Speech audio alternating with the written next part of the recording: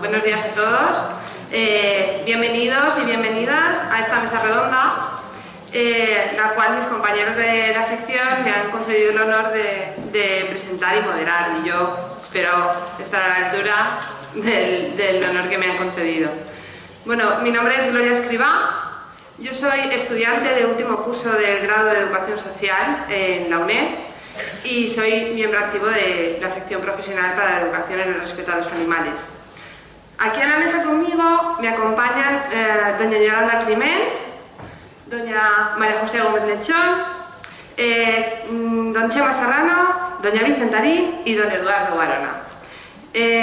Cada uno de ellos va a realizar una breve exposición que durará entre 10 y 15 minutos. Nos presentarán desde su experiencia profesional y personal el estado actual de la relación entre los animales humanos y no humanos.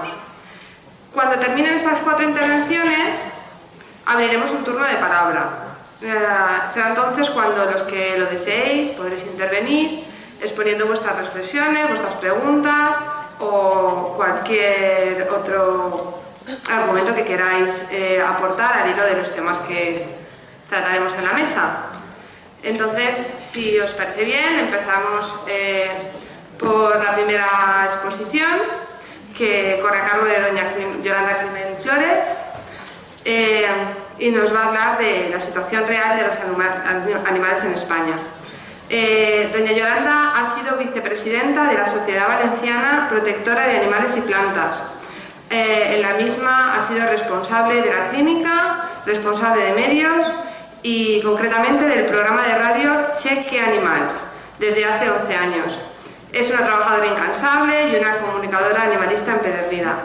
Cuando quiera, Yolanda. Sí, muchas gracias por la presentación.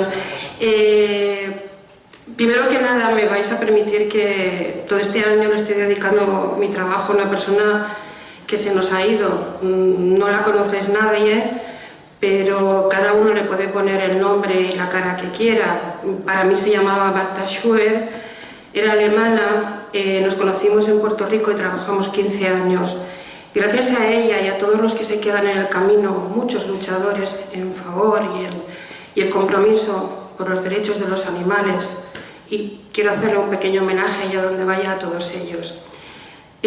También gracias a la colaboración de Asunción Trillo, que no está aquí, y Janina Pérez, y felicitar también a la organización que nos ha invitado. Para mí es muy complicado y estoy muy acostumbrada a preguntar, y hoy es difícil un poquito porque voy a dar, claro está, mi punto de vista. Soy una animalista de calle, de pie, trabajo muy directamente con los animales, casi 50 años, y también en los medios de comunicación, lo que me dejan, que no es mucho la verdad, pero bueno, se intenta. Cuando me invitaron a las jornadas me comentaron que tenía unos 15 minutos y de momento pensé, me sobran 14 para comentar la situación de los animales en España. Pues muy mal, terriblemente mal. ¿De qué voy a hablar? De los animales en general, dividimos y hablamos de los animales domésticos, de compañía, que son definiciones que no me gustan, pero que hay que usarlas. Bueno, pues son simples esclavos. Seguimos con la máxima nacional, toro de la Vega, boyombolá, vaquillas, esclavos. Animales de abasto, esclavos. Animales para experimentación, esclavos.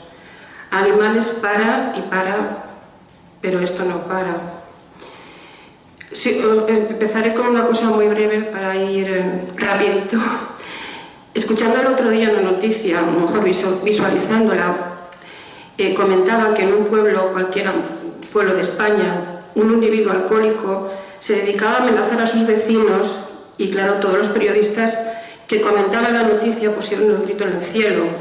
Pero la noticia no quedaba ahí. Seguían contando que un gato que tenía lo había degollado y a un perro le había cortado el rabo y le pegaba palizas. ¿Algún comentario de los periodistas? No. Incluso a alguno le pareció gracioso. Creo que esto puede ser un ejemplo de lo poco importante y los derechos que tienen los animales aquí en nuestro querido país. España se encuentra entre los países desarrollados. Sin embargo, es tercermundista en cuanto al trato de los animales se refiere. En comparación con otros países de la Unión Europea, estamos a la cola. De hecho, los avances en el bienestar que han tenido los animales españoles han sido en gran medida porque la Unión Europea obliga a los Estados miembros a incorporar a su legislación las directivas europeas. En España, torturar y asesinar a un animal es un espectáculo público y legal, y no solo en las plazas de toros, en las calles de algunas ciudades y pueblos también ocurre, con toros, vaquillas, aves, burros y otros animales. La mayoría de los españoles, un 70% según las encuestas, no tienen intereses en las corridas de toros. Sin embargo, los medios de comunicación siempre tienen espacio para hablar de la feria de turno. En la prensa, sobre todo en la escrita, hay críticos taurinos. Se habla de la vida privada de los toreros como si fueran personas famosas. Hay un afán por mantener algo que en realidad está en decadencia y que no se mantiene por sí mismo. Si los toreros, ganaderos y empresarios taurinos tuvieran que vivir de vender entradas, hace tiempo que habrían cambiado de negocio. Pero estas personas viven, y muy bien, por cierto, de las subvenciones tanto españolas como de la Unión Europea, unos 600 millones de euros al año. Es curioso cómo el poder político del momento siempre ha respaldado este negocio. Podemos ver imágenes de Franco, de dirigentes del PSOE, del PP, al rey de España. Los beneficiarios económicos han sabido vender muy bien la idea de la tauromaquia, como ellos llaman a esta salvajada. Es parte de la cultura española y que merece la admiración y aprobación de la sociedad española. Un extraño patriotismo está asociado a este oscuro mundo. Es habitual que los críticos taurinos, que también viven de esto, claro, ataquen a los defensores de los animales con calificativos como antiespañoles. El poder político y el económico suelen ir unidos. Quizá este sea el mayor obstáculo para la prohibición de las corridas de toros. Y aunque los españoles no vayan a las corridas de toros, la mayoría tampoco protesta ni hace nada para que cambie. Tal vez si supieran el dinero que les cuesta, se moverían más y pedirían a sus representantes un cambio en las leyes. Los festejos populares con animales también están subvencionados por los ayuntamientos u otras administraciones públicas. Parece ser que los lugareños de estos municipios les compensa tener unos días de fiesta sangrienta, aunque el ayuntamiento no tenga luego dinero para invertirlo en sanidad o educación. La España negra sigue ahí. Si bien hay pueblos que se han civilizado y en lugar de tirar la cabra por el campanario tiran un muñeco, hay otros que siguen portándose como un atajo de borrachos de alcohol y sangre, incontrolados y peligrosos, que igual le prenden fuego a los cuernos de un toro, que arrastran un burro por el pueblo, que le arrancan la cabeza a un gallo vivo y que, por supuesto, no duda de linchar a la persona que se atreve a manifestarse en contra de esta barbarie. En los países europeos occidentales hay una mayor concienciación en lo que se refiere a los animales domésticos de compañía. Los abandonos son prácticamente inexistentes y no hay perreras como en España. Los refugios no son cárceles y los animales no son eutanasiados. En España se calcula que al año se abandonan unos 300.000 animales, aunque seguramente son más. Los refugios españoles, generalmente ONGs privadas, no suelen contar con ayudas gubernamentales y están siempre sobresaturados. La no esterilización de los animales de compañía sigue siendo un gran problema. No solo los animales adultos son abandonados, las camadas de cachorros no deseados o bien son abandonados o bien colocados irresponsablemente siendo candidatos propicios para el abandono. La cría de animales de compañía es un buen negocio y a él se apuntan tanto los llamados criadores legales, es decir, con carnet de criador y supuestamente controlados por las administraciones, con los que tienen un animal de raza y lo cruzan para vender los cachorros. Esto último es ilegal, pero como no hay ningún control por parte de las autoridades, reina el mercadeo. En algunos países es obligatoria la esterilización de los animales de compañía. En España, sin embargo, es habitual en las clínicas veterinarias incluso la inseminación artificial de las hembras.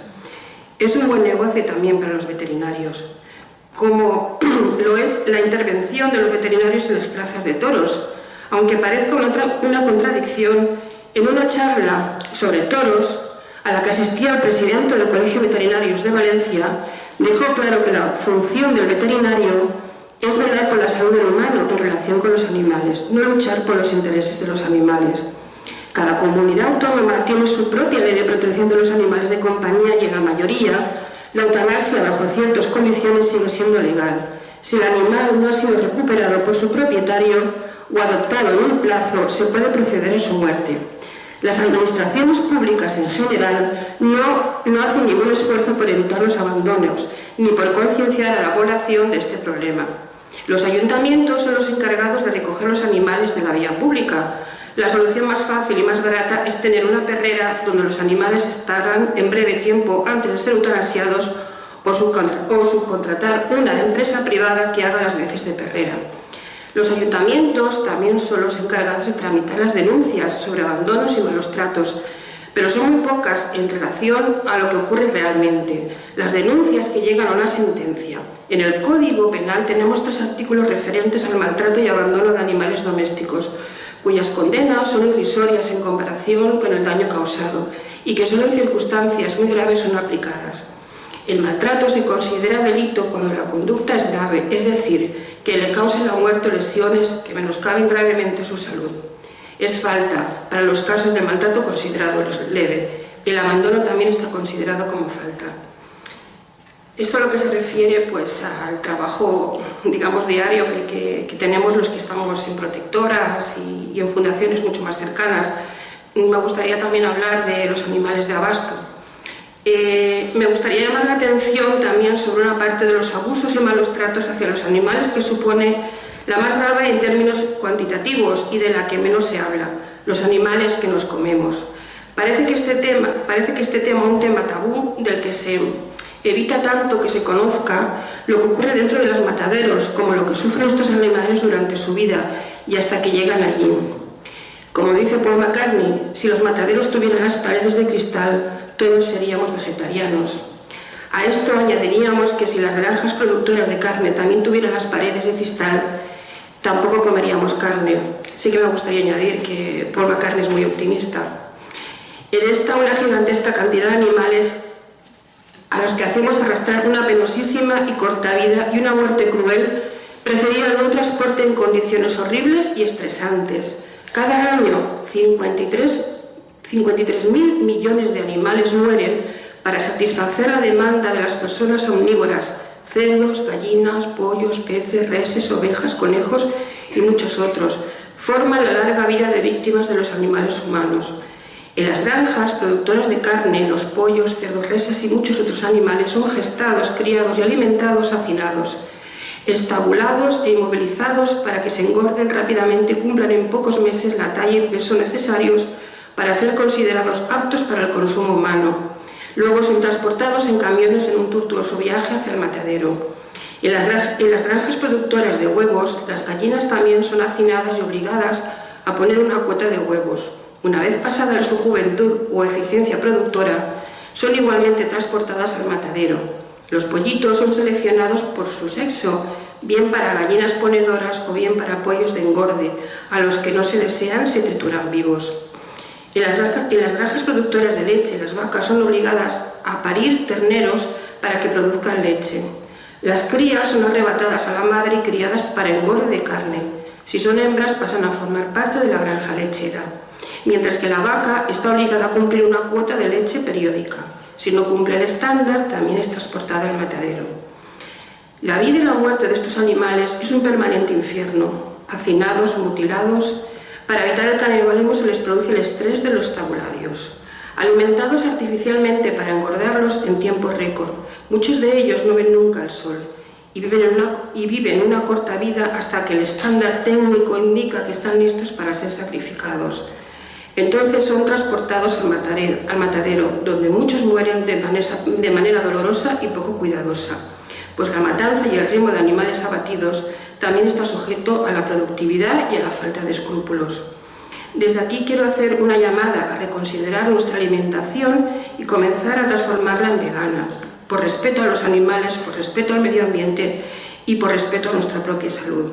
Si queremos contribuir a evitar el sufrimiento innecesario de los animales, a reducir la contaminación y a combatir el cambio climático, a mejorar nuestra salud y a mejorar las condiciones de vida del tercer mundo, podemos poner nuestro grano de arena, eligiendo alimentos libres de explotación animal y consumiendo de una forma más ética.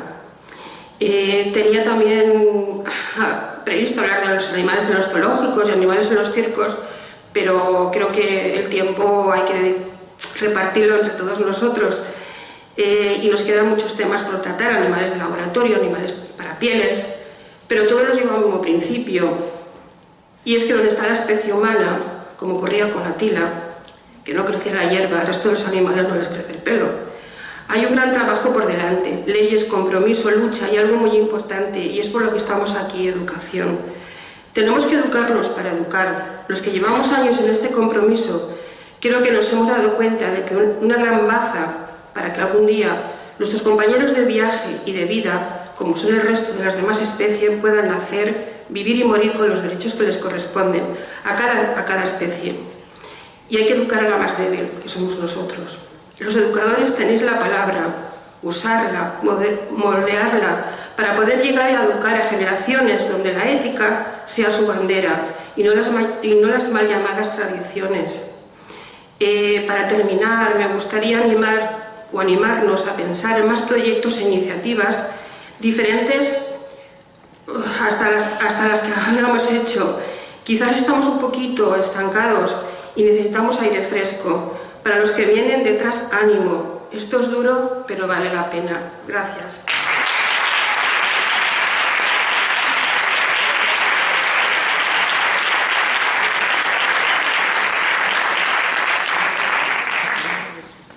Muchas gracias, Yolanda, por tu exposición. Y ahora es el turno de la doctora doña María José Gómez Lechón. Doña María José nos va a hablar de alternativas a la experimentación con animales. Doña María José es investigadora de la Unidad de Patología Experimental del Instituto de Investigaciones Sanitarias de la FED. Es miembro de la Junta Directiva de REMA, que es la Red Española de Métodos Alternativos, y viene en representación de esta entidad. María José, cuando quiera. Bueno, en primer lugar,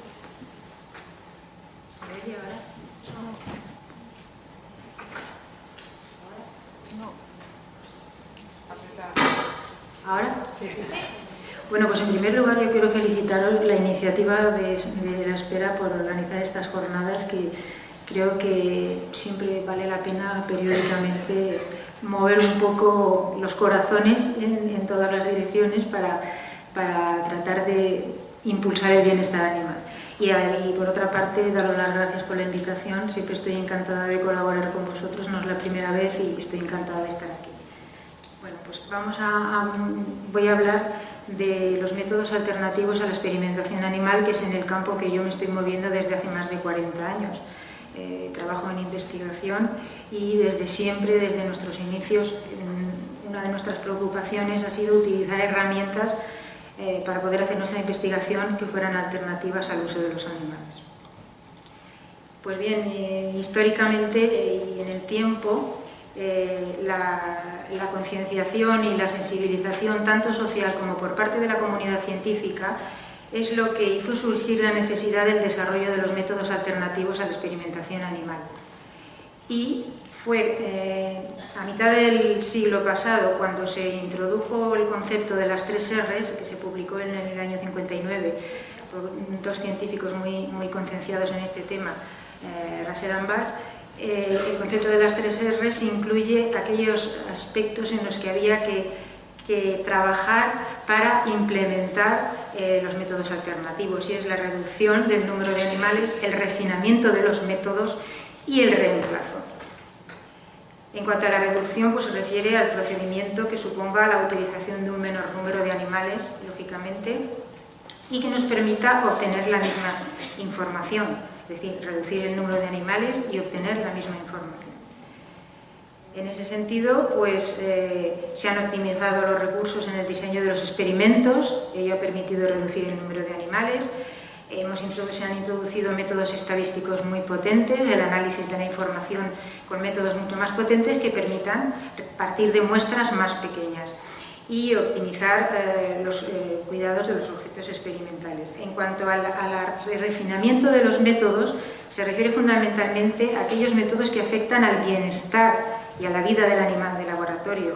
Permiten evitar, todos aquellos métodos que había que implementar y que introducir, y de hecho hoy así se hace generalmente, puede ser que haya alguna excepción, pero generalmente son aquellos que permiten evitar o aliviar el dolor o el malestar de los animales, aumentar su bienestar y emplear técnicas que sean menos invasivas.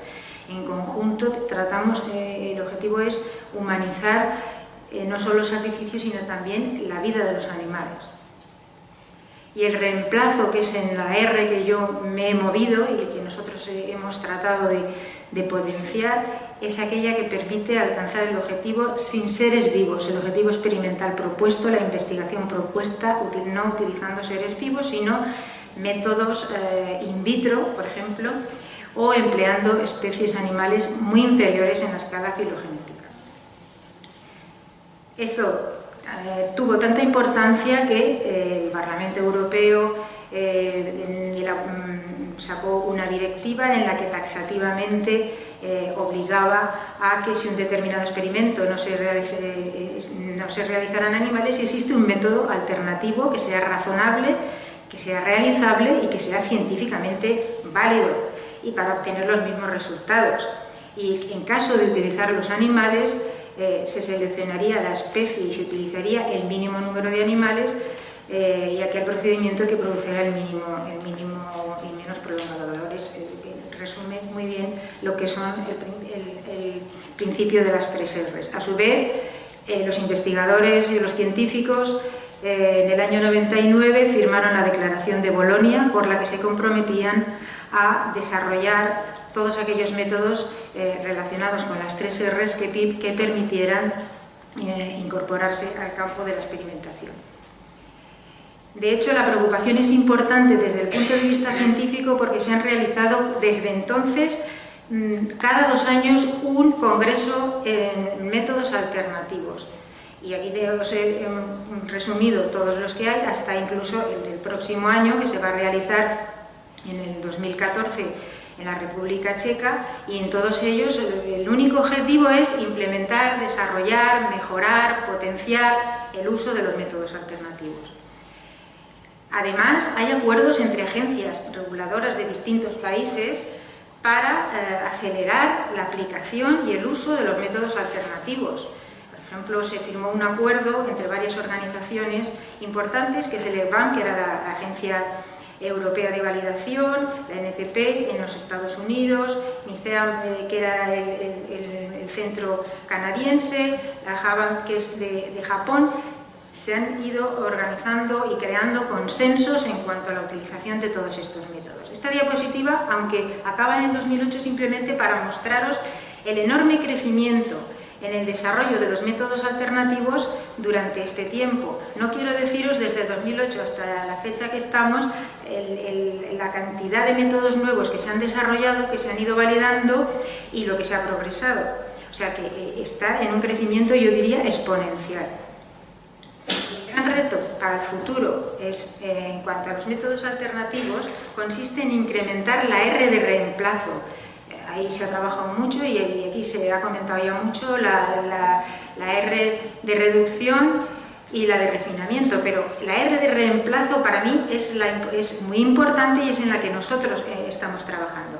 Hay que promover el desarrollo de esos métodos con fundamentos científicos sólidos. Eso es muy importante para que los resultados que obtengamos tengan peso. No podemos investigar sobre la base de cosas que no estén contrastadas. Y las tareas que nos tenemos por delante en el próximo futuro inmediato es desarrollar nuevos modelos, nuevos métodos, nuevos ensayos in vitro más complejos, optimizar los ya existentes, identificar nuevas dianas, nuevos biomarcadores, nuevos endpoints, nuevos intermedios tempranos en los procesos biológicos. Necesitamos encontrar respuestas dentro de esos modelos que queremos desarrollar y aplicar los avances tecnológicos, que cada vez son más y que son muchísimos, en la evaluación, tanto para la evaluación de la seguridad de fármacos, de los cosméticos, de los productos químicos. Son todas sustancias que tenemos y que manejamos todos los días, y de su impacto medioambiental. Ese es el gran reto que tenemos de cara al medio plazo. Y dentro de ese reto de desarrollar nuevos modelos, métodos, ensayos in vitro más complejos, necesitamos disponer de mayor número y variedad de modelos celulares estables particularmente de origen humano. Esto es muy importante. Esta mañana en la conferencia se han nombrado las células madre. Las células madre han abierto una gran cantidad de puertas y un horizonte nuevo para la investigación. Y no solo para la investigación, sino para la terapia celular, para la medicina regenerativa, para curar enfermedades. Es decir, tenemos por delante un horizonte extraordinario con unas herramientas nuevas con las que hace poquísimos años no teníamos ni noción de sus posibilidades ni de su existencia. O sea, que contamos con dos herramientas.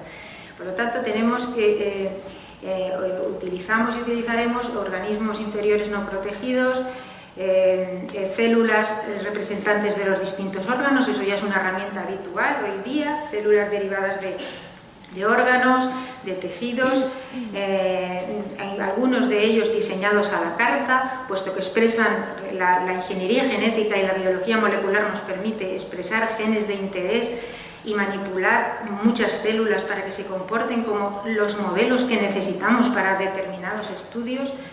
Células diana-humanos para investigación básica y clínica, las células madre, y disponer de bancos de células que ya hoy existen, pero tendremos más, de bancos de distintos tipos de células a los que podamos acudir para realizar determinados estudios, utilización de condiciones de calidad dentro del concepto de buenas prácticas de laboratorio, particularmente en los estudios con material humano, modelos biológicos complejos, simuladores de órganos, modelización in vitro de procesos biológicos a partir de observaciones in vivo. Todo esto son cosas que ya hacemos en parte y que vamos a mejorar.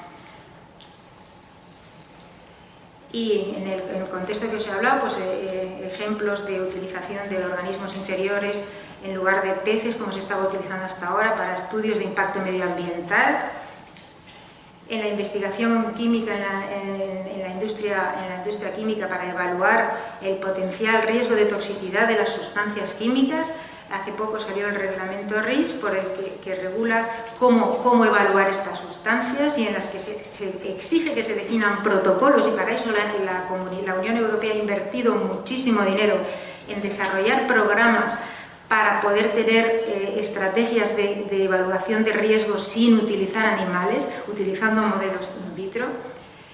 En la industria cosmética ya acabó la moratoria, ya no se puede investigar ni el producto final ni los ingredientes en modelos animales. Ya existen métodos alternativos que están validados y que se están utilizando tanto para irritación ocular, irritación cutánea, fototoxicidad, etc. Existen una variedad de modelos que ya están validados y que se están utilizando, los está utilizando la industria cosmética en general. En la industria farmacéutica que pretendemos desarrollar, es un proceso muy largo el desarrollo de un fármaco, en el que se pretende demostrar la eficacia terapéutica, pero también la seguridad. Es muy importante, ese balance tiene que ser positivo hacia la seguridad. Es un camino largo, pero en el que ya en las fases preclínicas prácticamente no se usan animales. Se usan en algún momento ya final de las fases preclínicas, pero en las fases iniciales se utilizan modelos in vitro porque, aparte de que aceleran los procesos de testaje, los procesos de screening incluso son más baratos. Los test de mutagenicidad y genotoxicidad, que los utiliza también mucho la industria farmacéutica para evaluar sus productos. Y tenemos otra serie de aspectos que tenemos que potenciar y que desarrollar dentro de lo que habíamos dicho, desarrollo de modelos, métodos, etc. Disponer de modelos matemáticos, ya disponemos de modelos muy potentes, pero hemos de desarrollar más modelos in silico que sean predictivos, modelos biocinéticos, relaciones, estructura, actividad de las moléculas, para estudiar de forma modelizada las moléculas antes de llegar a los animales o al hombre, modelos predictivos de procesos biológicos, incrementar el uso de métodos de cribado de alto rendimiento. Esto es reciente, de hace estos últimos pocos años, que permite realizar millones de ensayos bioquímicos, genéticos o farmacológicos en el laboratorio utilizando sistemas in vitro. Disponer de nuevos métodos bioinformáticos para el análisis estadístico y la interpretación de los datos. Entre los sistemas de modelización y los sistemas in silico, son sistemas que no requieren ni células ni animales, son sistemas no in vivo, y hay una gran variedad que nos proporcionan distintos tipos de información en el que no vamos a entrar aquí.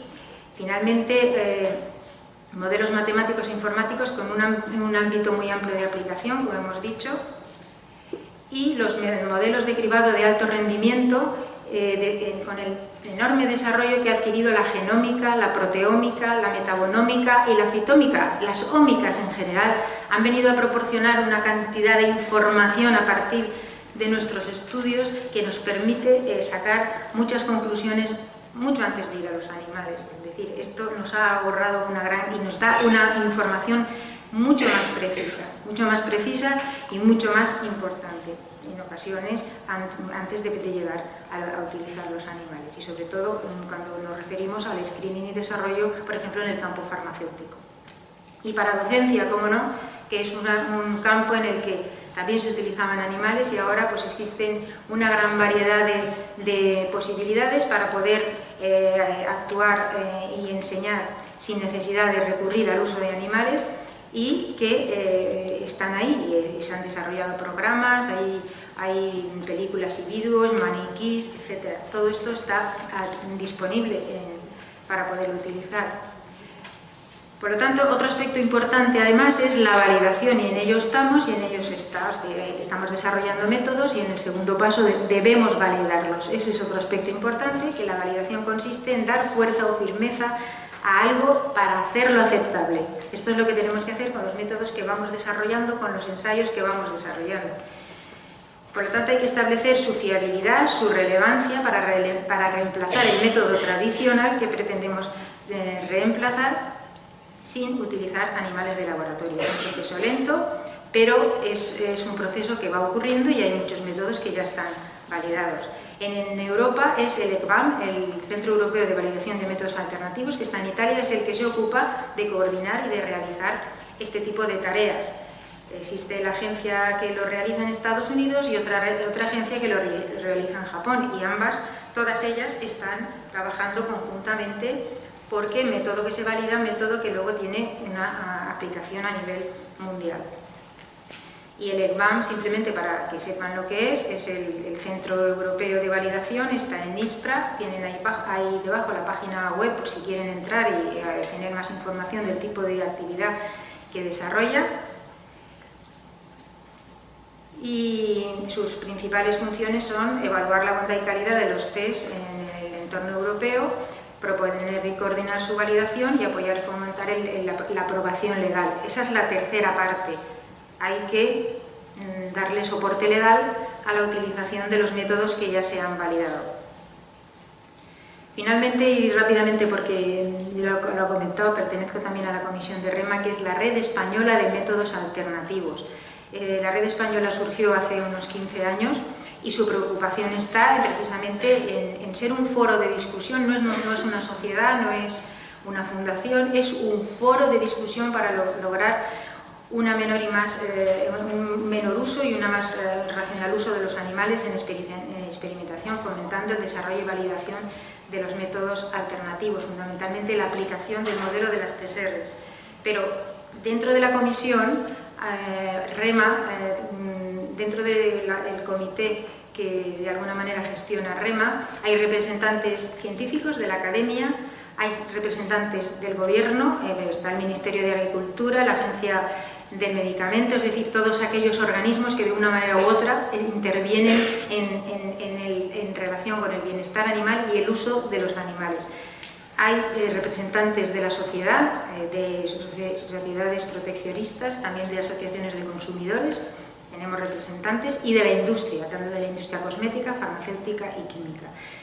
Con la opinión y con la contribución de todo este pool de miembros que representamos las distintas áreas, los distintos aspectos de nuestra sociedad, es en donde se evalúan métodos, incluso nos llegan el Real Decreto reciente sobre el bienestar animal, llegó allí, los borradores se evalúan, se discuten y contribuimos todo lo que podemos y todo lo que se nos permite en favor y en tanto también para que se invierta dinero por parte del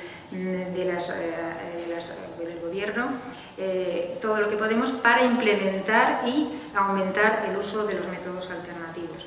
A nivel europeo existe ECOPA, que es una plataforma que integra todas las plataformas nacionales Y nada más, ya no me quiero entretener más para no dar tiempo a mis compañeros de mesa, darles las gracias y decirles que hemos ido avanzando despacio, pero no tanto, vamos dando pasos seguros en esta dirección. Muchas gracias.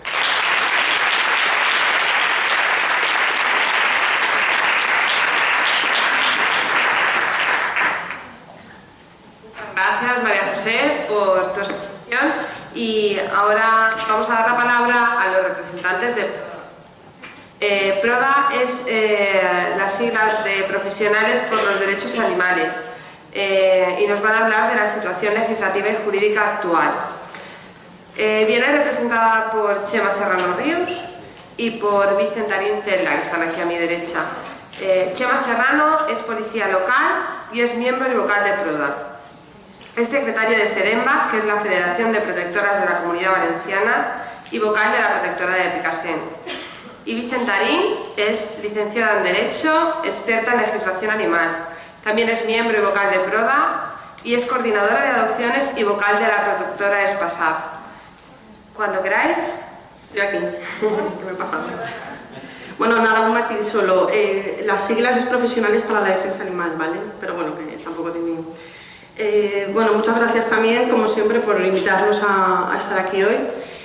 Nosotros vamos a tratar un tema que sí que a veces se hace un poco pesado, pero que bueno, que creo que es necesario que toda la gente que decimos siempre que está al otro lado tiene que conocer. Como bien ha dicho ella, estamos, además de Profesionales para la Defensa Animal, en una protectora y siempre vemos todo, o sea, sí que estamos en contacto directo con todo lo que hoy en día está ocurriendo a los animales. Como bien ha dicho Yolanda, la situación es muy mala, incluso no vemos tampoco mucha mejoría, aunque pues, congresos, jornadas como estas sí que ayudan mucho para que se vaya avanzando.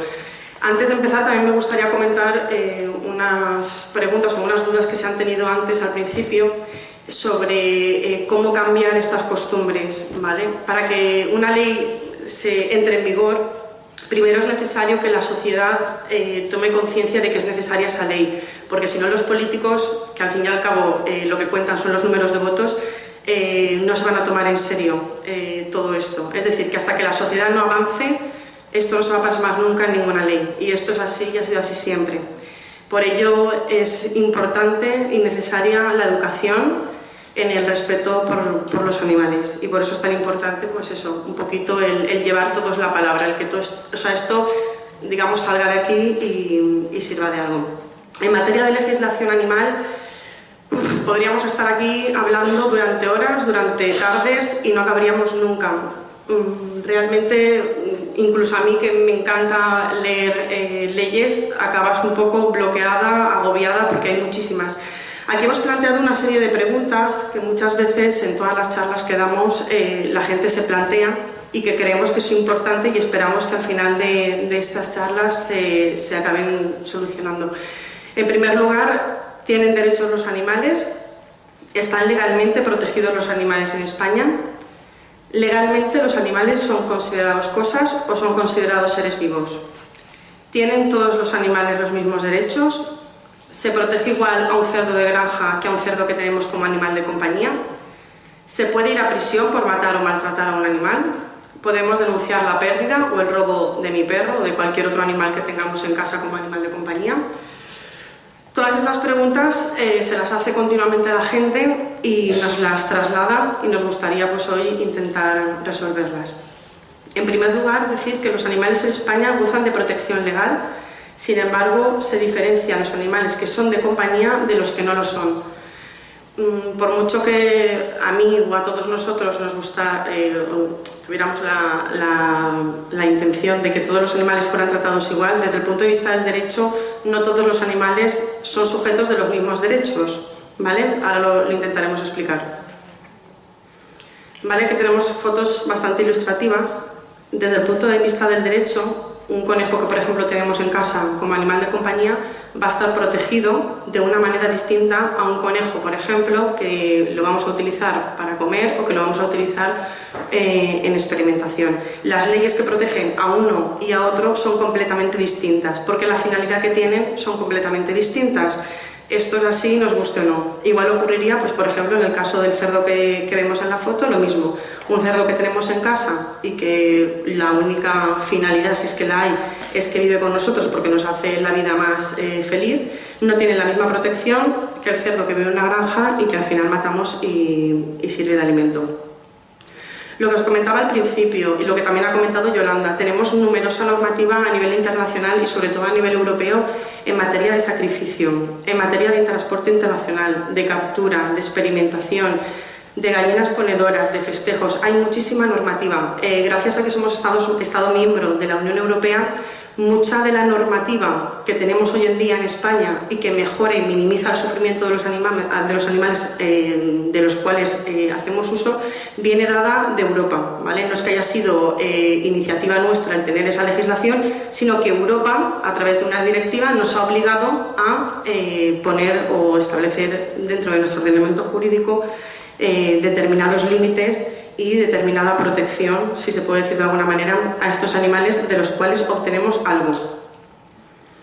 Pero bueno, lo que se intentaba hoy, o por lo menos lo que nos comentaron, es que se sepa un poquito la protección de los animales que son de compañía, no porque sean menos importantes, sino porque es lo que todos tenemos más cerca, ¿no? Es más normal que veamos cómo un perro está siendo maltratado o como un gato, por ejemplo, está en malas condiciones, que veamos otros animales de granja pues eso, maltratados o en malas condiciones, aunque cada vez sí que nos estamos encontrando con más casos de estos. A ver, explicar todo lo que es el derecho civil, penal y administrativo es inviable.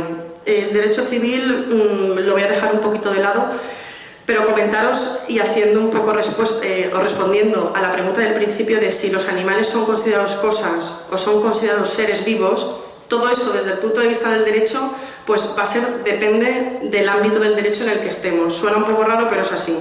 Desde el punto de vista del derecho civil, ¿vale?, que es el derecho que regula las relaciones entre las personas, los animales nunca van a ser seres vivos, se consideran bienes, ¿vale? Son bienes semovientes, bienes que se mueven por sí mismos, ¿vale? Un edificio es un bien inmueble que no se puede mover, una mesa es un bien mueble que nosotros podemos mover y trasladar los humanos, y un animal es un bien semoviente que se mueve por sí mismo. Por lo tanto, desde el punto de vista del derecho civil, los animales son propiedad nuestra y la única manera de protegerlos es como una propiedad. Es decir, a mí me dañan mi propiedad y yo puedo exigir responsabilidad por daños y perjuicios. Por ejemplo, tengo un gato y mi vecino lo mata, yo puedo ir por la vía judicial civil y exigir responsabilidad por daños y perjuicios porque han dañado mi propiedad. Y en el caso de que ese bien no valga nada, porque por ejemplo en mi caso mis gatos no son comprados, son gatos comunes que no tienen ningún valor económico, yo podría exigir responsabilidad por daños y perjuicios morales, ¿vale?, por el daño o el sufrimiento moral que me supone a mí la ausencia de mi animal. Sí que hay algunas sentencias, no muchas, en este sentido, ¿vale?, sentencias en las que se condena a determinadas personas que han matado a un animal y su propietario exige responsabilidad por daños y perjuicios morales, pero no es lo normal. La vía civil, ya os comento, a nivel de calle prácticamente ni se toca, ¿vale? Lo que sí que es importante es que tengáis claro la vía penal y la vía administrativa, que mucha gente se hace bastante lío. A la vía penal, Yolanda la ha comentado también por encima, pero bueno, como tampoco da tiempo a mucho más, comentaros que en el Código Penal sí que existe el delito de maltrato a animales domésticos, deja fuera el resto de animales, y también existe la falta de abandono. También ponemos ahí la falta de maltrato, pero bueno, es que también es entrar en algo que es bastante espesito.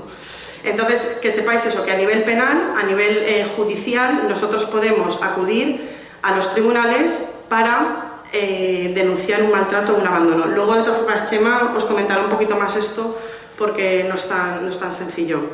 Y luego, a nivel administrativo, también lo ha comentado Yolanda, desgraciadamente, cada comunidad autónoma legisla la protección animal de una manera distinta. Cada comunidad autónoma tiene su ley.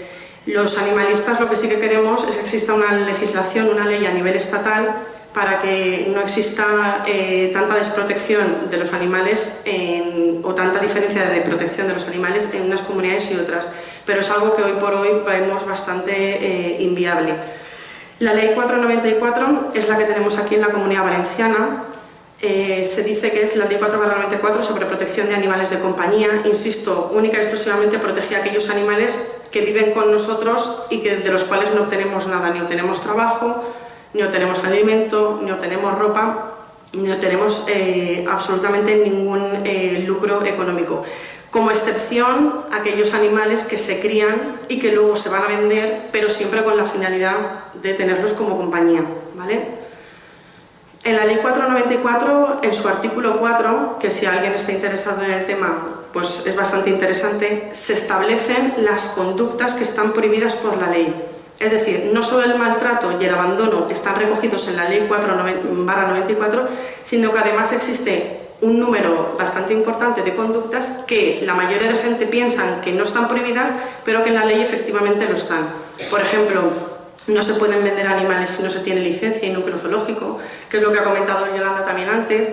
Estamos todos tan acostumbrados a ver carteles de vendo camada, de excelente, no sé qué. O sea, la mayoría de gente que pone carteles en las farolas o carteles en veterinarios o en internet, la mayoría de ellos ni siquiera tienen núcleo zoológico ni mucho menos licencia de actividad.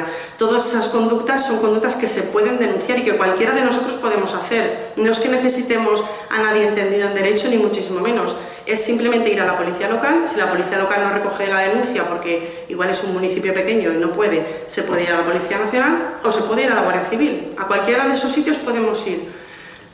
También, por ejemplo, el artículo 4 habla del mantener animales en malas condiciones higiénico-sanitarias. ¿Cuánta gente no ha visto perros todo el día atados, animales que están viviendo rodeados de sus propios excrementos, sin comida, sin agua? Todo esto se puede denunciar, aunque parezca mentira. La ley es súper clara. El problema es, por una parte, que la gente muchas veces no se atreve a denunciar por la cercanía igual de quien está cometiendo la infracción. Y por otra parte, muchas veces sí que es verdad y te desilusionas mucho que a nivel de la realidad es que muchas veces el ayuntamiento no hace absolutamente nada. Todo esto el ayuntamiento es quien debería abrir expediente sancionador e imponer una sanción. Pero la realidad es que muchas veces se pierden. Tú pones una denuncia y nunca se sabe, nunca llega a pasar absolutamente nada. Entonces llega un momento, incluso nos ha pasado a nosotros, que acabas un poco de decir si es que no sirve para nada. No obstante, animamos a que todo el mundo denuncie, porque cuanto más gente denuncie, pues cada vez se verá, o por lo menos las autoridades verán que la gente sí que se mueve y que sí que le da importancia a cosas que hoy por hoy pues igual la mayoría de gente no las ve. Entonces luego, por ejemplo, también el regalar animales de compañía está prohibido. FEDEMBA, la Federación de Protectoras de Animales de la Comunidad Valenciana, ha denunciado en prensa y ha denunciado lo que se suele hacer mucho en San Antonio, el regalar, por ejemplo, pollitos cuando se bendicen a los animales. Esto se hace mucho en muchos pueblos de Valencia, que la gente también desconoce. Todo esto también está prohibido, la venta ambulante de animales está prohibida. Es decir, hay una cantidad de infracciones recogidos en la ley desde 1994 que prácticamente nadie conoce, ni siquiera quien la debe aplicar, que es la policía. Nosotros, sobre todo, vamos al Instituto Valenciano de Seguridad Pública a dar cursos a la policía local para decirles, oye, es que existe una ley, igual que está la ley de tráfico, está la ley de protección animal, y valen lo mismo una y otra, aplícala. Lo que pasa que es eso, es como que se le da menos importancia. Desde aquí animamos a denunciar, ya que por lo menos cada vez se tome un poquito más de conciencia y que por lo menos el que esté recogiendo la denuncia diga, ostras, aquí hay que hacer algo. Como siempre, quien está recogiendo la denuncia, igual que quien está juzgando, son personas. Entonces muchas veces va a depender un poco a quién te topes al otro lado. Pero bueno, ahora Chema, de todos modos, cualquier duda que tengáis sobre este tema que muchas veces la gente no sabe muy bien por dónde tirar, él os las podrá responder. Y luego otra ley que también existe, y bueno, no es que sea de protección animal, sino que es más de protección de los humanos hacia aquellos animales que se consideran potencialmente peligrosos, es la 50/99, y esa sí que existe a nivel estatal, ¿vale? Muchas veces, bueno, os sonarán casos, ¿no?, de animales que se dicen que son potencialmente peligrosos, atacan a niños, han matado niños. Todo esto pues hizo en su momento que surgiera esta ley, ¿vale? Y esto es un poco la explicación de lo que os comentaba antes. Debido a el bombo que se le dio a esos ataques de animales que mataban a niños o que hacían o que lesionaban a niños, esto hizo generar un malestar en la población que hizo necesaria el que surgiera esta ley, la 50/99. A ver, un poquito, es que no sé. Vale. La 494, bueno, es un poquito lo que os he comentado y yo creo que ahora Chema puede continuar, ¿no? Hablando un poquito de...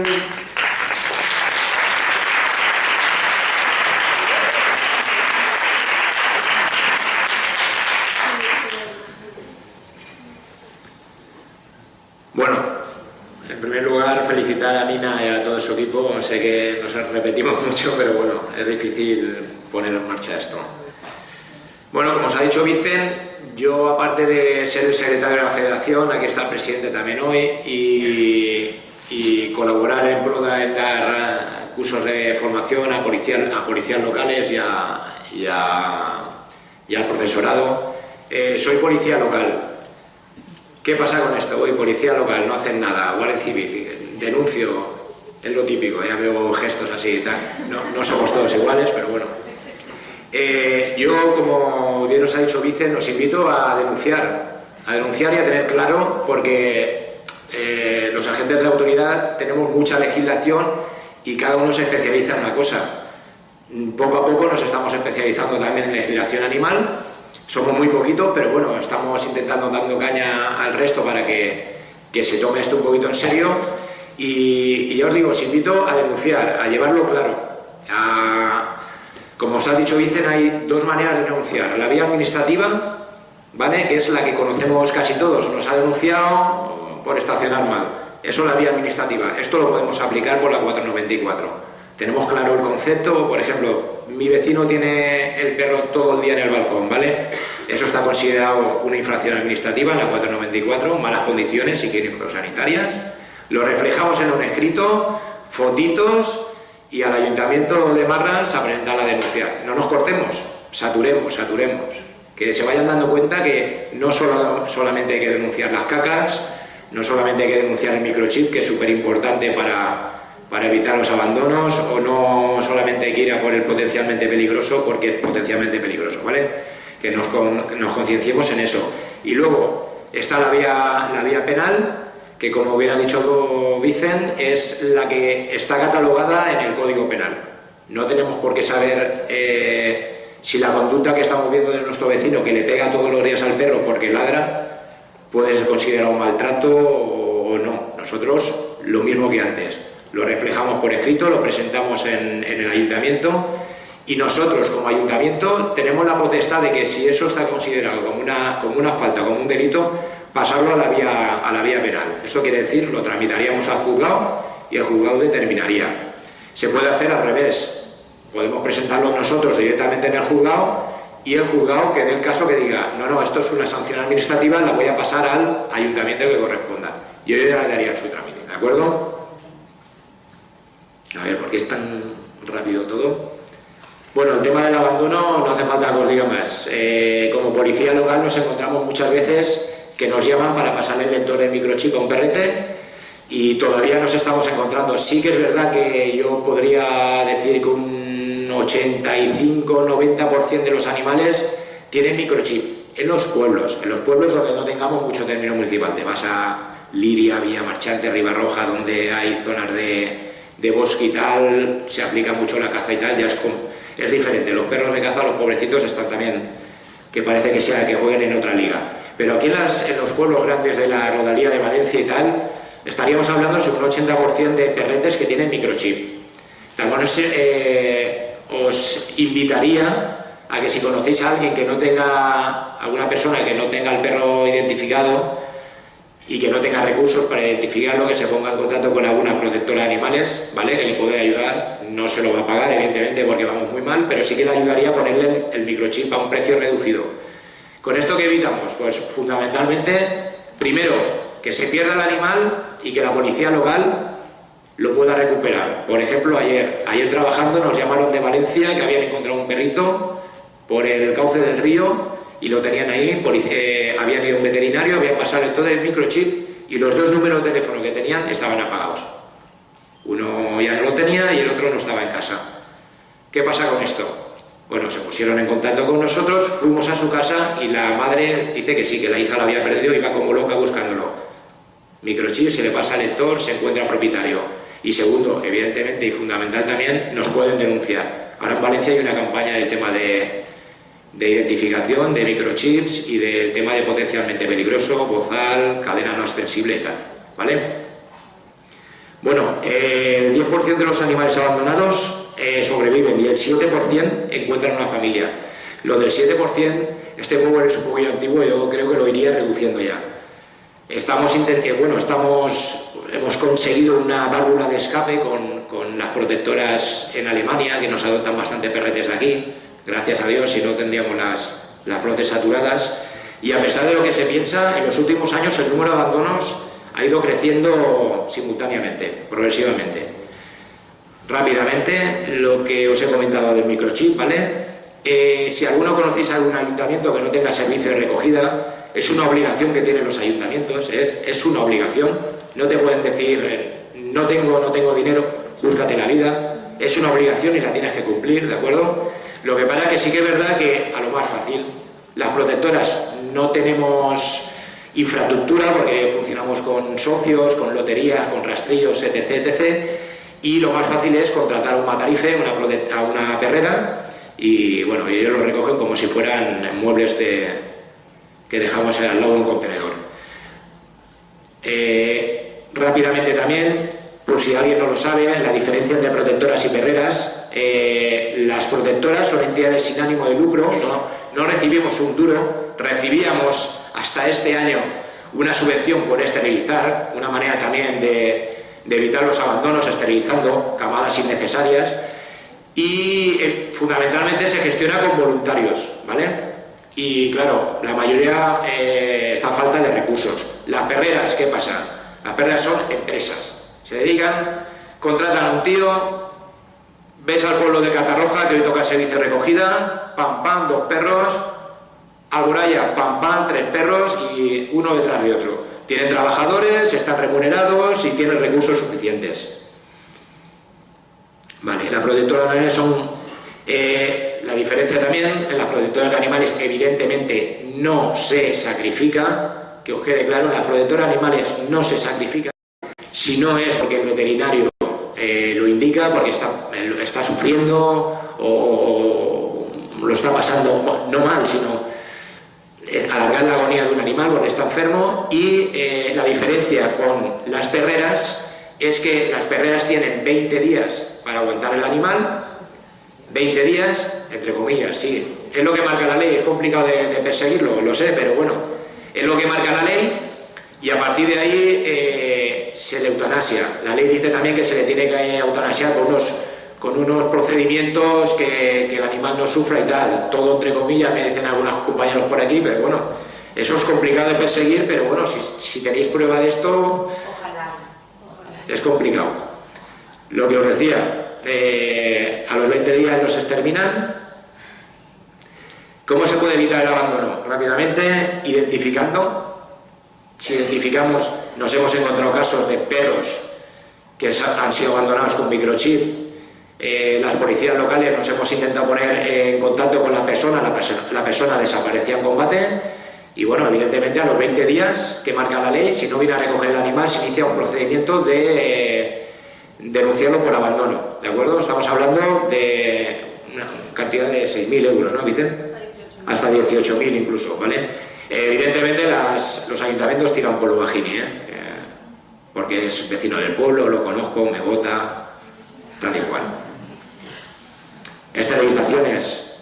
En España antiguamente era un tabú, ahora poquito a poquito, y la generación vuestra, poco a poco, hay que esterilizar a la perrita de la abuela. Abuela, ¿por qué no se esteriliza al perro? No, que tengo una camada, que siempre es bueno, tal. Bueno, intentemos tapar este tabú, que esto no vale para nada, y evidentemente una tenencia responsable de los animales.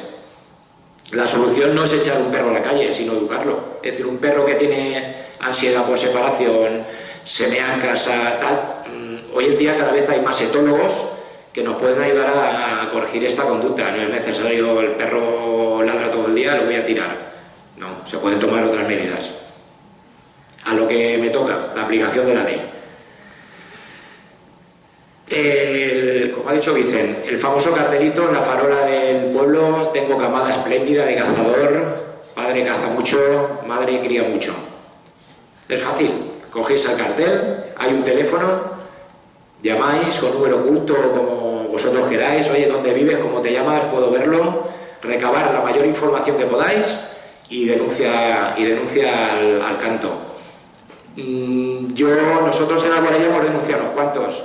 Ellos dicen que no, que ese cartel lo ha hecho su hijo, lo ha pegado ahí, patatín, patatán, pero bueno, ellos que recurran y nada, ¿de acuerdo? Campañas de sensibilización, evidentemente, abandono de juegos, en verano, en Navidad, si tenéis algún sobrinito, voy a regalar un perro, leche, esperaros a fallar, por ejemplo, que no asocie que es un regalo. Esto es de la Fundación Altarriba, si lo veis, soy muy guapo, simpático, pero voy a ladrar, lo tengáis en cuenta: ensuciar, estropear, cuesta dinero, un perro, un animal de compañía cuesta dinero, y más si se nos pone malitos y tal, estorba muchas veces, y la conclusión es: merece la pena. Nos dan también cariño, paciencia, comprensión. Que sepáis que también se están abandonando gatos, ¿vale? Los gatos es un animalito que es muy sensible. En las protectoras que tienen gatos, no todas tienen, nos han comentado que el 70% se dejan morir de hambre en el refugio.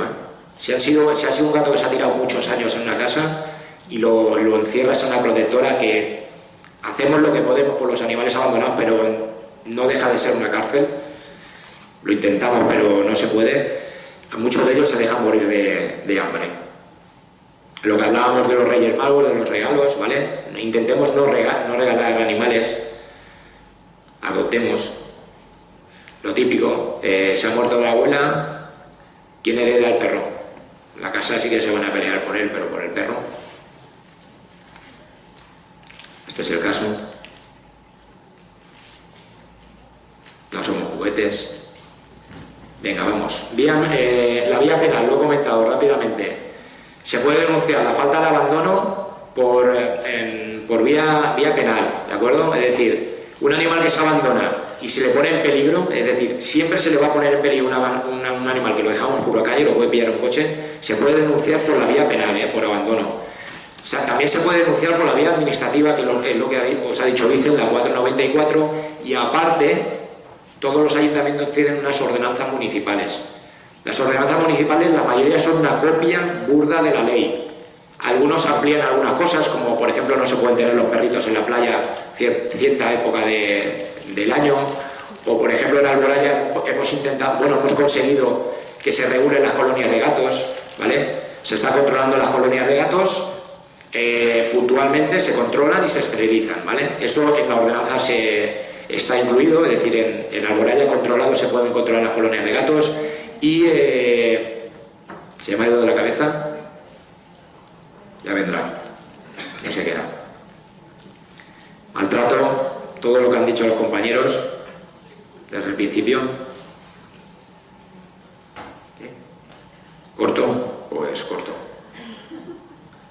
Bueno, la conclusión, ¿vale? Impunidad para el maltratador.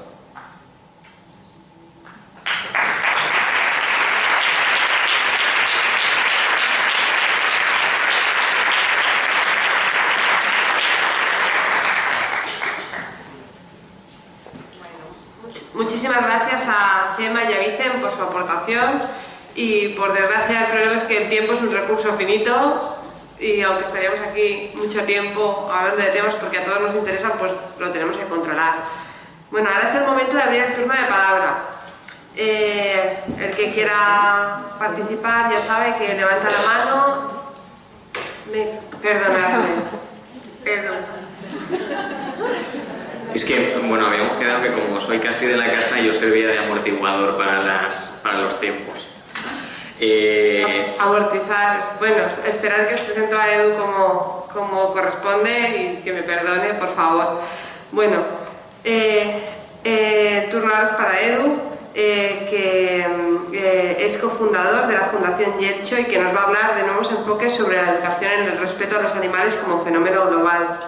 Yelcho es una fundación que a través de la educación, la cooperación internacional, la investigación y la colaboración busca soluciones al fenómeno del maltrato animal desde una perspectiva global, pero adaptadas a cada contexto. Cuando quieras, perdona. Nada, 4 diapositivas de manera muy breve sobre el enfoque del respeto a los animales como fenómeno global. ¿En qué consiste? Yo creo que durante la conferencia del profesor Mosterín ha surgido un debate muy interesante, ¿no? Que tiene que ver con la utilización de los animales para determinados intereses que tenemos las personas, ¿no? Y es importante entender que detrás de cada uno de nuestros actos más simples, como es cepillarnos los dientes, hay una interacción indirecta con los animales. Esto es así y no lo podemos cambiar porque por el hecho de vivir nosotros con un determinado nivel o con unas determinadas comodidades, hay otros seres, animales y personas que viven de otra manera, ¿vale? Es decir, cada uno de nuestros actos tiene unas consecuencias. Y una cosa es hablar de las consideraciones morales sobre el papel y otra cosa bien distinta es hablarlo sobre la realidad, que es mucho más complejo. Bueno, si quisiéramos abarcar todas las formas de interacción que existen con los animales en nuestro país, pues nos resultaría bastante complicado, ¿no? Hablaríamos, por supuesto, del tema taurino, pero nos dejaríamos muchísimo, ¿no? El abandono, el maltrato y ese sinfín de fiestas populares, etcétera, ¿no? Resultaría imposible. Pues bien, imaginaos lo que es hablar de esto a nivel global, a nivel de lo que ocurre en otras culturas bien distintas, ¿no? Bueno, pues tenemos que hacer ese esfuerzo, porque aunque no tenemos otra forma de entender el mundo en el que vivimos que desde nosotros mismos, o sea, lo que ocurre en nuestro entorno más inmediato, no pensar en lo que ocurre más allá es una forma de ignorancia que realmente es muy peligrosa, porque nos dejamos, cuando hablamos del vegetarianismo, no podemos dejar de pensar en los inuit.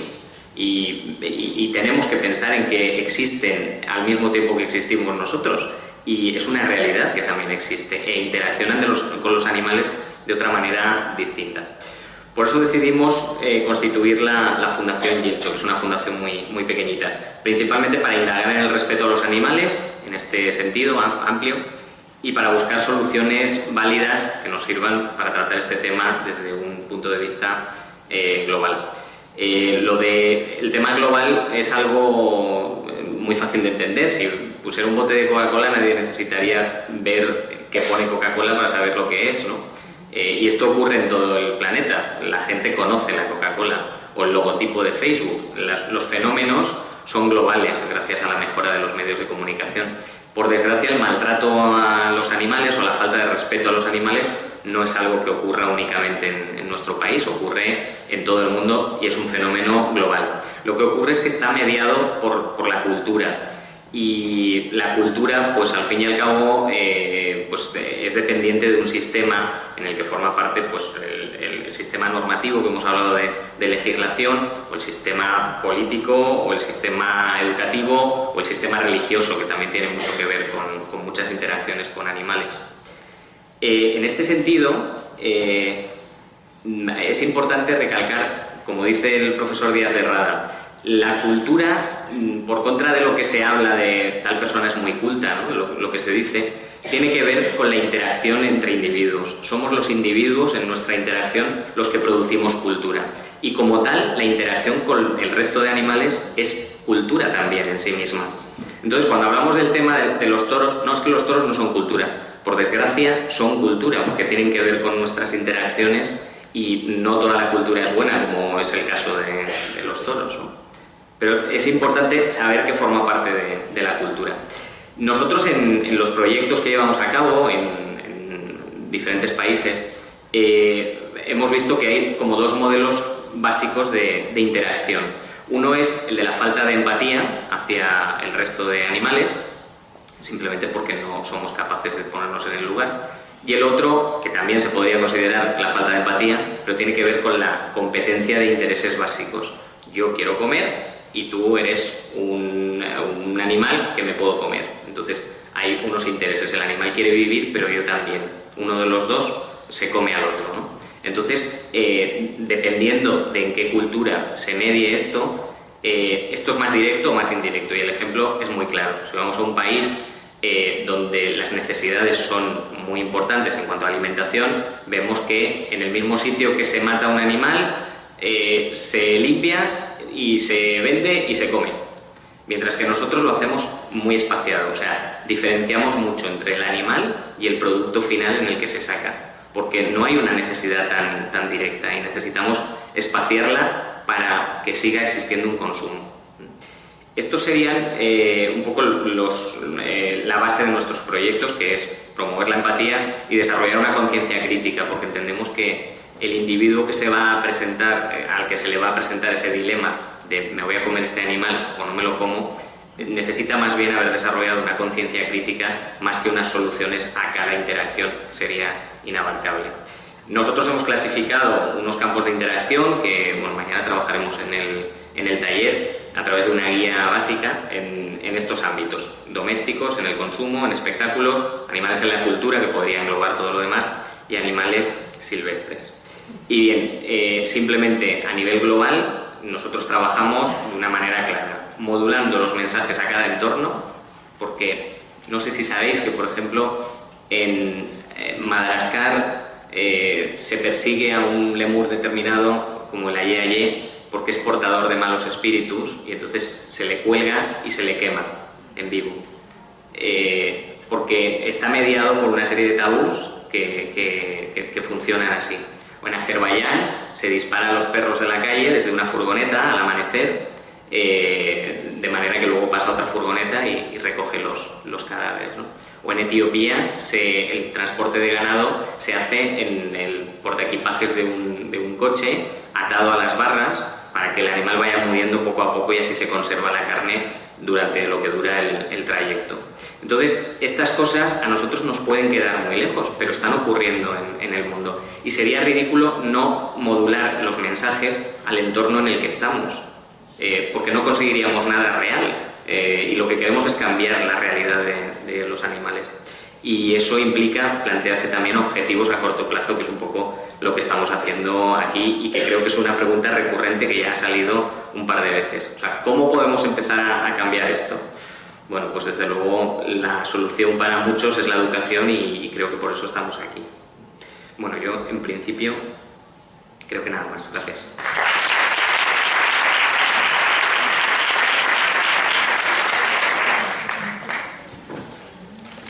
Bueno, pues muchas gracias, Edu, por todo, por tu brevedad y por tu comprensión. Yo tengo la suerte de compartir el trabajo con Edu en la sección profesional y, por suerte, aunque yo casi me como su intervención, mañana va a ser uno de los ponentes en los 3 talleres que vamos a hacer. En su taller nos va a presentar una guía, cuyo título yo no sé, por favor, Es súper original, se llama Educación en el respeto a los animales, guía básica del educador. Estupendo, súper adecuado. Así que...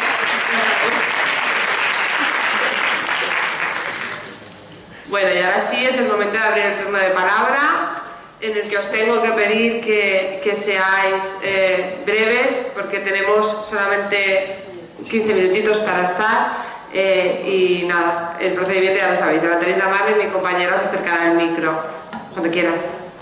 Vale, una de las preguntas que yo me he marcado es que, por ejemplo, hay casos en los que me gustaría saber, en caso de medidas judiciales, cuando un perro muerde a un niño o una persona, en muchos casos se sacrifica al animal o se le pone una denuncia al dueño, o cómo está eso, porque en muchos casos sí que se ha sacrificado y otras veces no lo sé.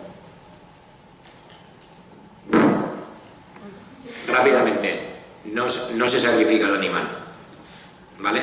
Se inicia un protocolo de mordedura que se llama que el animal pasa a quedar en cuarentena. Cuarentena no quiere decir 40 días sin comer ni beber, como decía, ¿vale?, la gente de antes. No, simplemente que el perro, si está abandonado, se irá al servicio de recogida y allí se le tratará por un servicio veterinario durante 2 veces en 10 días. Y si el perro es tuyo, que tiene propiedad, lo mismo, pero en tu casa. Tú llevarás al perro durante 2 veces en 10 días, eso lo llevarás otra vez al ayuntamiento o a la policía local y nosotros eso lo remitimos luego al RIBIA. ¿Qué quiere decir eso? Que si tu animal no estaba considerado potencialmente peligroso, a partir de ahora, durante un año pasará a ser potencialmente peligroso con todos los requisitos. Si lo queréis lo miráis en la ley. Durante un año el chihuahua o el yorkshire, que no es potencialmente peligroso, será considerado durante un año potencialmente peligroso, ¿vale? Y a ti se te denunciará al juzgado por daños y perjuicios, ¿vale? Por haber causado unos daños a la persona. Pero todo es dinero. El animal, si pensabas en el animal, tranquila que no se sacrifica, ¿eh? Y en el caso de que mi perro muriese, otro perro o me muriese a mi perro otro. Si es entre perros, estaríamos hablando de que la policía va, pide las cartillas veterinarias, ¿vale? Está todo correcto. Es decir, la rabia, no sé si habrá algún veterinario aquí, pero la rabia no existe. Te vas a Madrid y no se vacuna con la rabia, aquí sí. Discrepo. Pero bueno, sí que es verdad que se mira toda la documentación del perro y vosotros ya entre vosotras, si os queréis denunciar por daños y perjuicios, ¿vale? El perro se pasaría evidentemente también a ser potencialmente peligroso, pero vamos, os denunciaríais entre vosotras por daños y perjuicios. Hola, buenas. Si el ayuntamiento no tiene ninguna legislación sobre gatos callejeros, nosotros tenemos una protectora de gatos callejeros a los que esterilizamos.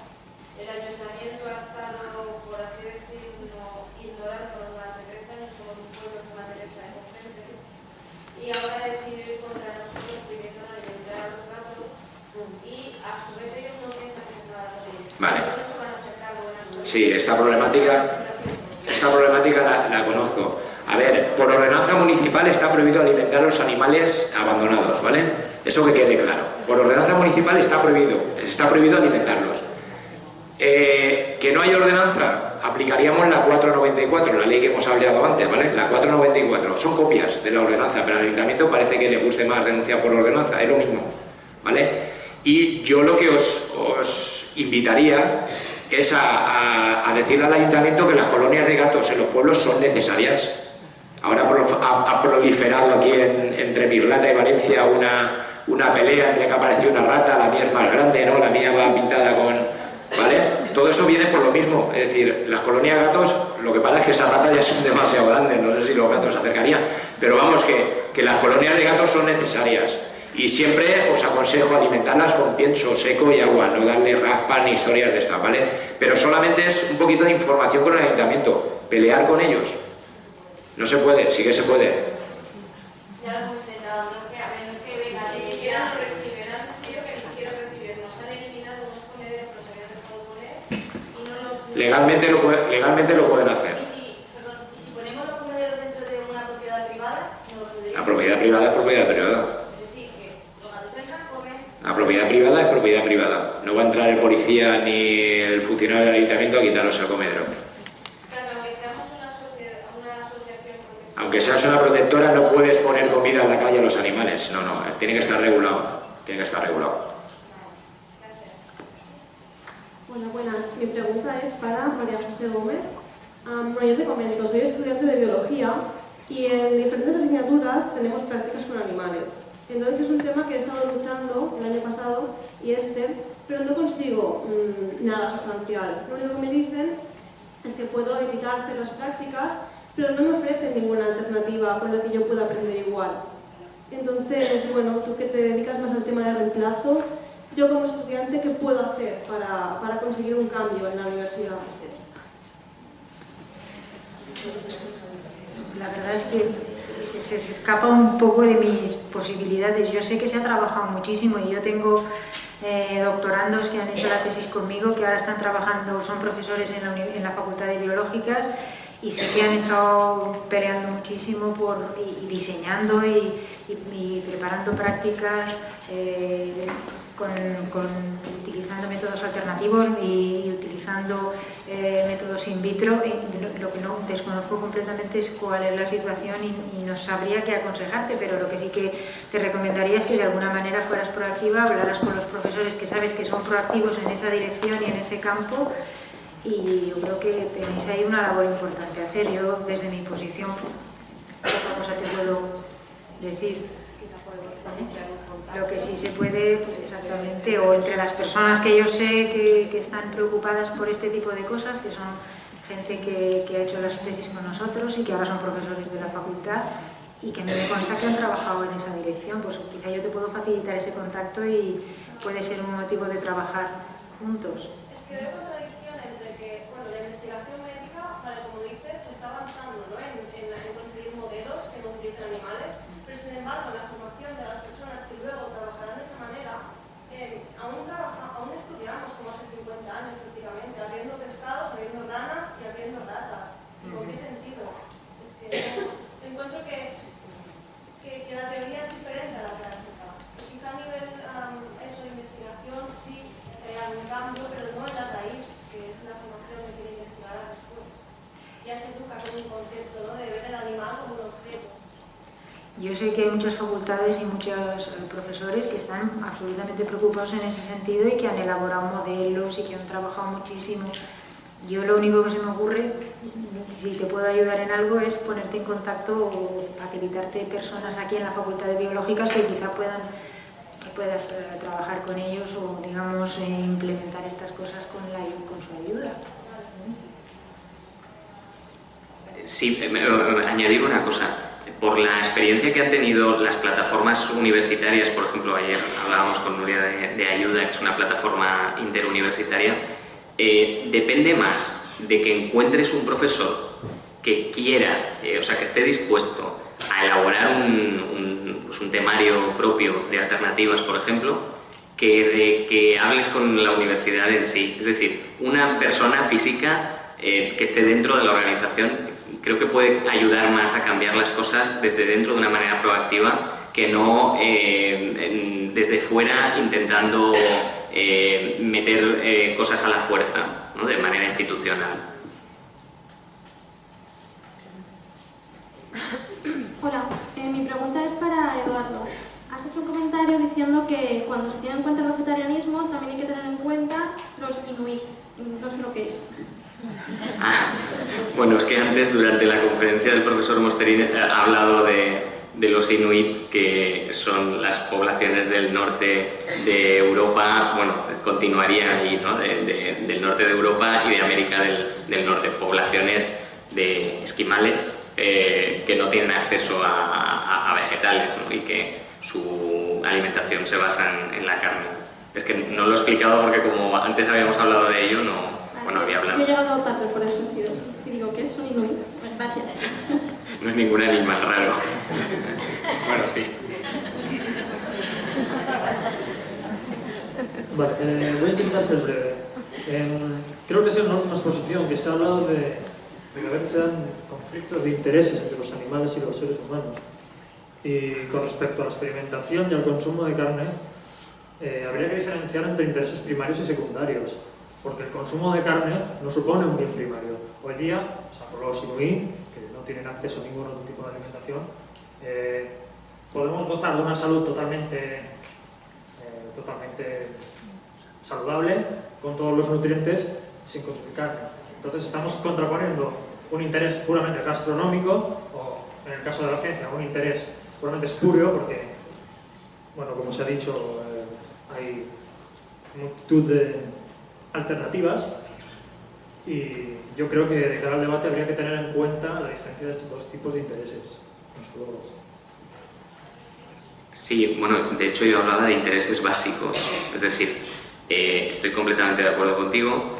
La barrera entre la falta de empatía y los intereses básicos y el conflicto de intereses básicos realmente sería muy difusa, porque cuando alguien hablara de alimentación, de comer animales en su dieta, unos lo considerarán un interés básico, como puede ser el caso de los inuit, y otros lo considerarán algo gastronómico.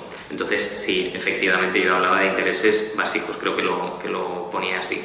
cada uno debe considerar básico lo que es accesible a su entorno. Entonces, para nosotros, desde luego, no es básico utilizarlos en la alimentación, más los que vivimos aquí en Valencia, que tiene un clima muy benigno para los vegetales, pero efectivamente hay otras poblaciones, como por ejemplo muchas poblaciones de África, donde se consideraría básico, y si no comen carnes porque no tienen recursos para ello, pero tampoco tienen acceso a los vegetales, porque las tierras que tenían para el cultivo se las han comprado multinacionales para alimentar al primer mundo. Entonces, claro, ¿cómo solucionas ese conflicto que se da en estos países? ¿Cuál es la vía de solucionarlo? El señor que en Madagascar se lleva una tortuga que está protegida para meterla en su cazuela esa tarde, es una realidad muy cruda a la que yo creo que no estamos preparados para contestarle, o no tenemos la capacidad moral para decirle: no la tires al puchero, que te voy a hacer un cocido de qué. Sobre el papel es muy cómodo, bueno, no es muy cómodo porque es un poco complejo, pero sobre el papel podemos plantearnos esa situación, pero claro, cuando la ves en la realidad, ¿no? O necesitas un fármaco determinado porque ya no tú, tu hermana pequeña está enferma y necesita tomar algo que ha sido investigado con animales. ¿Cómo resuelves el conflicto? Es un interés básico. Bueno, el tema de la experimentación es un poco más complejo porque no está demostrado que ese fármaco haya sido investigado, o sea, digamos que la invención de ese fármaco solo haya sido posible mediante experimentación con animales. Está demostrado que solo sea la única vía posible. Y sin embargo, en su desarrollo se ha utilizado un animal, sí, unos animales. Entonces nos remitimos un poco al tema de las alternativas. Quiero decir que no es un bien básico, realmente. Es un bien básico el medicamento, el producto final, sí, que va a necesitar tu familia. Un bien básico no es necesario usar animales, que es a lo que quiero llegar. Bueno, pero eso, yo no sé en la formación que tienes. Yo no soy una voz autorizada para decirlo, es una voz autorizada la doctora Gómez Lechón. No, está pregunta no va dirigida a nadie en particular, quiero decir. Y simplemente para terminar, en el tema de la experimentación, yo quiero felicitar a la doctora por intentar extender el programa de las 3 R's en alternativas a los experimentos, y solamente puntualizar y cuestionar, que me responda en la medida que pueda, es si en el caso de que científicamente esté demostrado que los avances en la biomedicina y la farmacología solo se puedan llevar a cabo mediante experimentos con animales, si aún así sería moralmente defendible. Pues la verdad es que ahora, en el punto en el que estamos ahora, los ensayos preclínicos, hay una gran parte del recorrido que no se utilizan animales y que hay métodos alternativos e incluso con células de origen humano que proporcionan una información de mucho más valor que lo harían los animales. Pero hay algún punto crítico cuando tú necesitas demostrar la seguridad de ese fármaco, en el que hoy día se tiene que seguir utilizando mientras no surjan otras alternativas científicamente válidas o equivalentes. Tienes que pasar por ese pequeño paso de evaluar la seguridad en animales. La seguridad mediante la experimentación con animales es muy peligroso. Ha habido casos de fármacos que se han sido testados en animales y luego... Sí, cuando el metabolismo de ese fármaco es distinto en los animales que en el hombre, pero aún así hay una serie de aspectos como es la biodistribución. Conociendo esas excepciones te permite llegar con más seguridad a las fases clínicas, en que ya de entrada seleccionas una serie de voluntarios sanos a los que administras el fármaco, y muchas veces ahí encuentras problemas de toxicidad y tienes que retirar el fármaco. Es decir, ahí estás utilizando al propio hombre para evaluar la seguridad, pero habiendo dado unos pasos más seguros en animales, aun con todas las diferencias que puede haber en el metabolismo y con todas las diferencias que puede haber, y esas diferencias son en muchos casos el motivo del fracaso posterior, pero has de pasar por ahí, porque lo que es un organismo todavía hoy en día no lo podemos reproducir in vitro. claro que podamos asegurar la seguridad de un fármaco? Pues en cierta y en gran medida sí, porque tú hoy en día lo que tienes es las herramientas previas para seleccionar aquella especie animal que se comporta de forma más parecida al hombre. Por lo tanto, no vas como cuando se estudió la talidomida, que se había simplemente utilizar una especie, un roedor, un no roedor, y salga lo que salga, pasamos a las fases clínicas en el hombre. Ahora tienes la posibilidad de saber qué animal tiene un metabolismo lo más parecido y te permite evaluar con bastante margen de seguridad la seguridad de ese fármaco. Perdonadme por dar la oportunidad ya a un último compañero, es que me sabe mal, pero todos quieren participar. Dar paso a la última pregunta y ya nos toca terminar, no nos queda más tiempo. Bueno, yo tengo un par de preguntas, intentaré ser rápida. Primero me quisiera dirigir a Yolanda, porque la lectura que ha hecho me parece muy crítica, a pesar de la dureza que ha explicado de la situación de los animales. Y yo personalmente, yo consumo carne, no soy vegetariana. Sé que existen alternativas, pero desde mi postura creo bastante utópico el hecho de que a nivel mundial todo el mundo pueda ser vegetariano y no se consuma carne. Sí que es cierto que hay otras alternativas, puede ser como comercio justo, consumo responsable, que como bien ha explicado el compañero Eduardo, o no sé quién ha sido, cada uno somos responsables y en el día a día tenemos mucha responsabilidad de los actos que cometemos y esas consecuencias van tanto medio ambiente, animales, pero yo quisiera, la pregunta es a nivel general, quisiera saber más alternativas, ¿vale? para que nosotros como personas respetemos más a los animales y preguntar el por qué, por ejemplo, no se da a conocer, no se promocionan, por ejemplo, productos que sean válidos de explotación, como ha comentado Yolanda. Y quisiera interesarme un poco y saber alternativas para realizar y ser un poco más responsable en cuanto... ¿Pero te refieres al consumo de carne? En concreto la pregunta. O sea, yo creo que a conductas más respetuosas con los animales no humanos en general, ¿no? Sí. Me parece entender. Sí, o sea, me refiero a que, por ejemplo, podemos tener más en cuenta los productos que usamos y en esa línea quisiera, por ejemplo, preguntar qué alternativa puede tener una persona común y corriente. Mira, a la hora de comprar, a la hora de... Es a lo que... Te contestaría una cosa, igual que al compañero antes que estaba hablando, una cosa es lo que queremos y deseamos que pase y otra cosa es lo que pasa, la realidad del día a día. Yo que llevo muchísimos años sí que he visto un cambio. Me gustaría que el cambio hubiese sido más evidente y no lo es. Por ejemplo, en el consumo que tú hablabas, ¿no? Que hay que ser más responsable.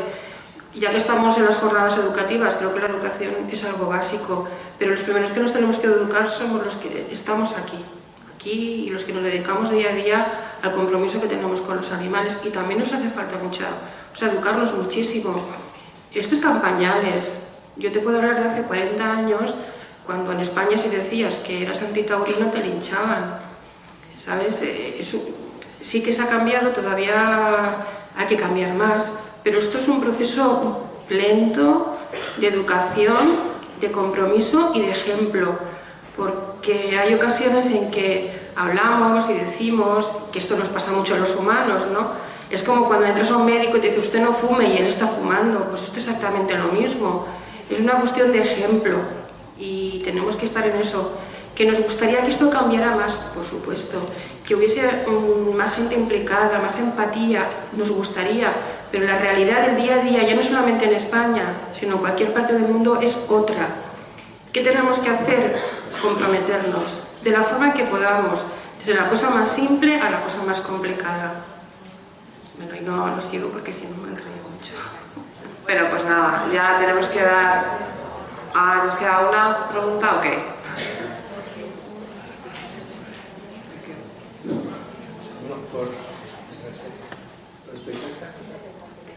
Respecto a esta cosa de lo que se puede hacer, que preguntaba aquí esta compañera, yo quería decir solo una cosa muy concreta que sí que los educadores pueden decir. Es decir, una de las cosas que se ha conseguido en Europa es que ahora todos los huevos que se venden en los supermercados lleven un número.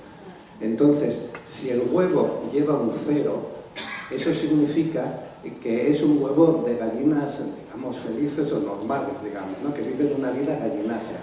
Si lleva un 1, pues un poco menos, pero también. O sea, y si lleva un 2, sobre todo si lleva un 3, estos ya son gallinas que viven muy mal, que viven torturadas. Entonces, aunque el número es relativamente pequeño, obligatoriamente están marcados en todos y cada uno de los huevos. Habría que educar a la gente a que solamente compren huevos que lleven un 0 o un 1 marcado encima, porque este acto tan sencillo representa un incremento enorme del bienestar de millones y millones de gallinas. O sea, ustedes que tienen que ver con la educación, por favor, hagan que todo el mundo sepa que una manera muy sencilla y que no cuesta nada a nadie de ayudar a los animales es, si comen huevos, comer solo huevos que tengan un 0 o un 1 impreso encima. Vale, gracias. Lo tenéis todos claro, lo de los huevos es muy importante, ¿eh? Bueno, yo ahora no puedo dar más turnos de palabra, pero me voy a aprovechar un poco de mi papel de moderadora y quiero hacer mi propia aportación. Yo, aquí somos gente muy diversa, unos tenemos unos ideales, otros tenemos otros, pero yo creo que todos estamos de acuerdo en que la situación actual de la relación entre los animales no humanos y los animales humanos está desequilibrada y que provocamos un sufrimiento innecesario a los animales no humanos. Entonces, a mí hay una cita que ni siquiera sé de quién es, pero que me gusta mucho, que dice que el viaje más largo empieza con un solo paso. Entonces, yo creo que mientras que los que estemos aquí hagamos de acuerdo con nuestras convicciones y con nuestras posibilidades y con nuestro propio contexto, lo que cada uno podamos para cambiar esa situación de desequilibrio actual, pues estaremos bien encaminados. Y nada, daros las gracias a todos por participar en la mesa redonda y muchas gracias a los ponentes por su aportación. Nos vemos a las 4 con la exposición de la doctora Nerea Querol y seguimos compartiendo con ustedes.